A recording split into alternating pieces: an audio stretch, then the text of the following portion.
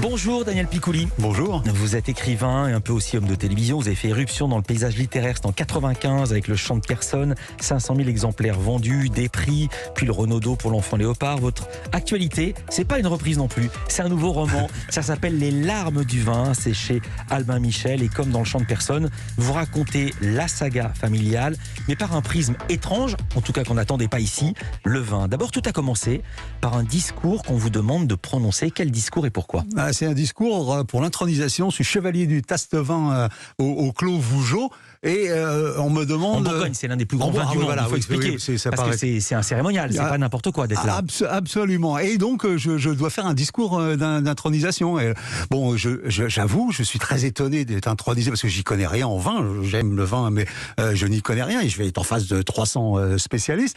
Et donc, je me dis, il faut attention. Comme vous dites, vous êtes écrivain, vous maniez les mots, et vous dites, je suis incapable d'en parler du vin dans la langue consacrée des connaisseurs. Oui, parce qu'il y a une novlangue. Quand vous parlez avec des connaisseurs du vin, vous ne comprenez rien. Alors, moi, j'ai repris le vieux théorème des conférenciers. Si tu connais pas un sujet, parle de toi. Au moins, tu le connais à peu près et on va pas te contredire. Donc, je me suis dit que j'allais parler du vin à travers le vin dans toute ma vie, de façon autobiographique, du ventre de ma mère jusqu'à aujourd'hui. Vous dites, Daniel Picouli, dans une interview que j'ai trouvée de vous, ce livre est le plus personnel que j'ai écrit. Que racontez-vous que vous n'aviez jamais raconté ? Je raconte d'abord il y a plusieurs choses que même remarque la personne avec laquelle je m'entretiens au début. Je parle beaucoup de la couleur. De ma couleur, de la religion et de ma petite sœur. Des choses qui sont... Votre petite sœur Martine, à qui vous dédiez le livre. Oui, ma sœur Martine, que j'embrasse. Ça m'émeut d'en parler donc. Et la couleur, je pensais pas qu'elle était aussi présente. Et la religion de façon très anecdotique également, mais très très très présente également. Ces livres-là, et c'est pour ça que je le conseille à tout le monde, c'est vraiment une entreprise, c'est un chemin que vous faites avec vous, dans lequel vous allez vous découvrir. Parler du vin, parce que comme vous l'avez dit au début, c'est étonnant parce que c'est un sujet dont on ne parle pas. C'est un fil qu'on ne tire pas dans sa biographie. Et pourtant, il est là tout le temps. Et parfois dans les plus grands événements de sa vie. Donc pourquoi est-ce qu'on ne parle pas du vin ? Et ça va du très très bon à la piquette. Il n'y a pas que des grands vins. En exergue, il y a la théorie d'un philosophe norvégien. Il s'appelle Finn Skarderud, je ne connaissais pas ce nom. Il dit, après un ou deux verres, oui, tout va plutôt bien. On croit qu'on est peut-être né avec un déficit de 0,5 g. L'alcool est dans une large mesure un lubrifiant social, le dilemme consistant à trouver le bon équilibre. Oui, c'est c'est dans un film Drunk qui a essayé d'éclairer cette théorie. C'est un gars qui c'est un peu des intellectuels, des bobos. Cette théorie ils essaient de la vérifier. Donc ils se mettent à boire. Et bien évidemment, ils vont trop loin.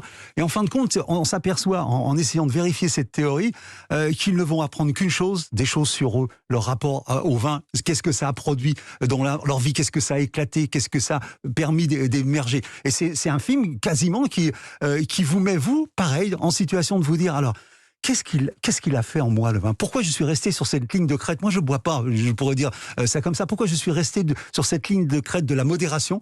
Ce livre est presque une ode à la modération, à savoir pourquoi on ne tombe pas dans l'ivresse, parce qu'on pourrait se dire, en tant qu'écrivain, que formidable, ça donne des idées. L'ivresse est quasiment romanesque. Ouais. Vous avez raison, et la preuve, le second exergue que vous inscrivez, puisque vous en parlez, je n'aurais jamais écrit ce que je devais écrire si je n'avais pas arrêté de boire à 30 ans, et c'est Virginie Despentes qui écrit ceci. Ça a été essentiel pour moi parce qu'elle a dit ce que je pourrais dire. Pourquoi est-ce que j'étais à ce point méfiant à l'égard du vin ? C'est que moi, je sais que je ne pourrais pas écrire après avoir bu, que je ne pourrais pas, et que le vin ne m'apporte rien du tout, mais je le pressentais sans le savoir. Et ce livre a mis au clair mon rapport avec le vin. C'est ce qui me permet d'écrire et de me lever le matin et d'avoir rendez-vous avec mes personnages, oui, bien sûr. Vous êtes 13 enfants, ça vous l'avez souvent raconté. C'est pour ça qu'il y a toujours 13 chapitres à vos livres, mais pas seulement, étalés sur une période de 25 ans. Vous êtes le 11e. Votre maman qui a eu son premier bébé, votre sœur Martine, à 15 ans et 3 mois. Pourquoi vous lui dédiez ce livre? Alors, je dédie ce livre à ma sœur parce que son Elle est un peu rapport... le fil rouge du livre. Elle est le fil rouge et d'ailleurs elle me le reproche à la fin, puisque ce que j'aime dans un roman comme celui-là, c'est que j'ai pu renouer le dialogue avec aussi bien ma mère disparue, mon père et ma petite sœur. Et ma petite sœur avec laquelle j'ai pas eu le temps nécessaire de parler. C'est des moments sur lesquels on peut revenir un peu sur ses manques. Et elle me le reproche d'ailleurs. Elle me dit, qu'est-ce que tu crois que maintenant que parce que tu as écrit un roman, tu vas mieux comprendre ce que je suis, mieux comprendre ce qui m'est arrivé. C'est une espèce d'illusion qu'on peut avoir comme romancier. Votre famille vous appelle Picoul dans le roman parfois. Oui, Picoul, parce que c'est une abréviation. Il y a mon frère, c'est Picouli. Et c'est un joli nom, Picoul. Et je le trouve un peu plus vif. J'aime cet apocope du Y. Oui. Mais je mets un Y à Pi. Picoul, c'est avec un Y. Voilà. Donc Martine, voilà, c'est ma petite sœur que j'aime et effectivement c'est à elle que j'ai dédié ce livre. Voilà. J'espère qu'elle écoute là. Apocope, c'est pas un château du Bordelais, c'est dans le vocabulaire de Daniel Picouli. On est ravis que vous soyez là. On va parler de choses joyeuses, de choses moins joyeuses. Culture Média continue.